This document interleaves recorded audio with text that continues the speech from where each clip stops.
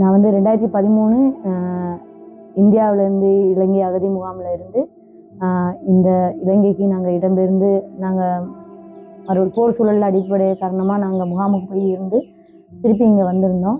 So வந்து இந்த 2013 நாங்கள் இங்கே வந்தோம். 2015 இந்த உமா ப்ராடக்ட் அப்படின்ற ஒரு உற்பத்தியை நாங்கள் செய்யணும்னு நாங்கள் நினச்சதுக்கான காரணம், இந்த சமூகத்தில் நான் வந்து பயணிக்கிறதுக்கு என்னோடய வறுமை நிலையை போக்குறதுக்கு ஏதாவது ஒரு காரணத்தை பணம் வந்து தேவைப்பாடு அதிகமாக இருந்தபடியாக ஏதாவது ஒன்று செஞ்சு இந்த சமூகத்தில் முன்னுக்கு வருவோம் அப்படின்ற நினச்சி தான் இது ஆரம்பிக்கப்பட்டது.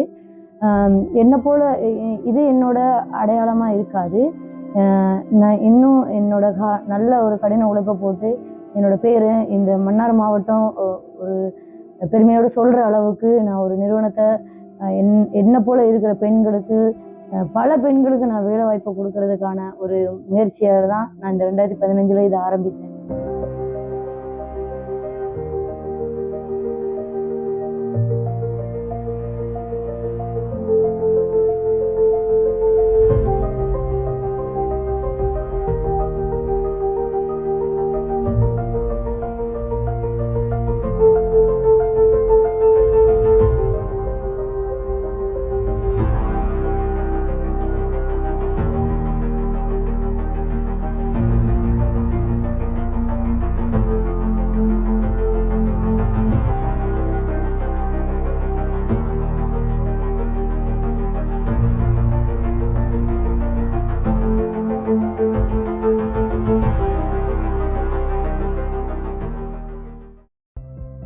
என்னோட பேர் உமா மகேஸ்வரி.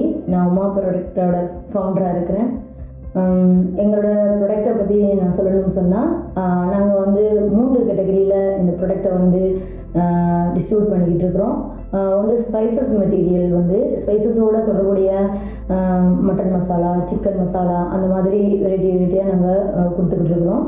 அது போக இங்கே உள்ளூரில் இருக்கிற மூலிகை பொருட்களை நாங்கள் பயன்படுத்தி நாங்கள் இதில் வந்து அவங்களுக்கு வந்து ஒரு நியூட்ரிஷனோ அல்லது வந்து ஒரு மருத்துவத்துக்கு உதவி செய்கிற மாதிரியான பொருளை வந்து நாங்கள் தயாரித்து கொடுக்குறோம். அதில் ஸ்பெஷலாக பார்த்தீங்கன்னு சொன்னால் முருங்கை இலை பவுடர், ஆவாரம்பூ பவுடர், அந்த மாதிரி செய்கிறோம்.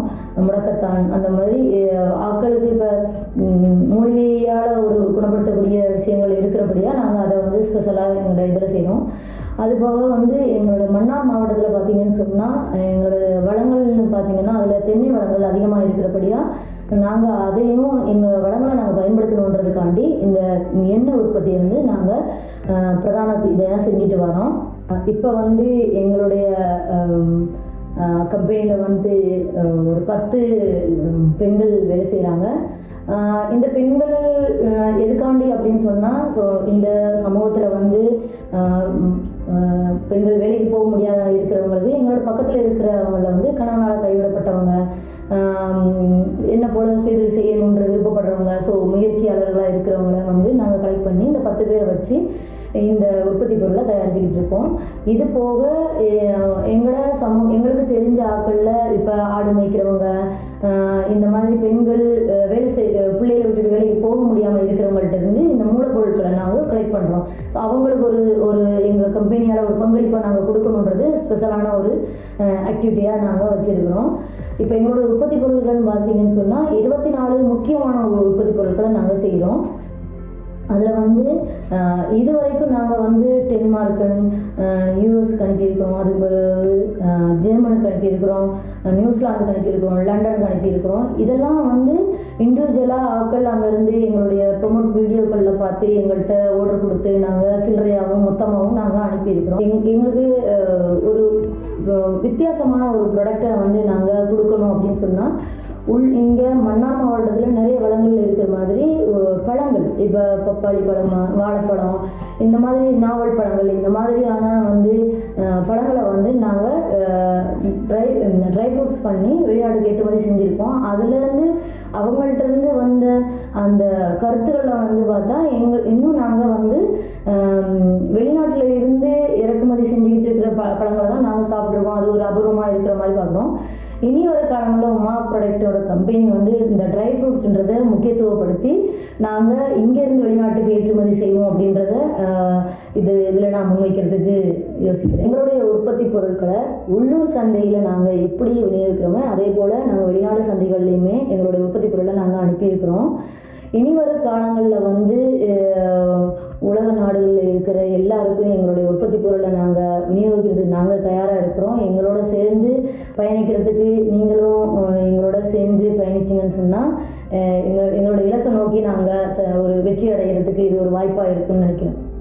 உமா ப்ராடக்ட் வந்து எதிர்காலத்தில் வந்து ஒரு தேசிய வருவாயை ஈட்டக்கூடிய ஒரு உற்பத்தி நிறுவனமாக நாங்கள் நிச்சயமாக நம்பிக்கை அளிக்கக்கூடிய அளவுக்கு வருவோம்னு நான் நினைக்கிறேன்.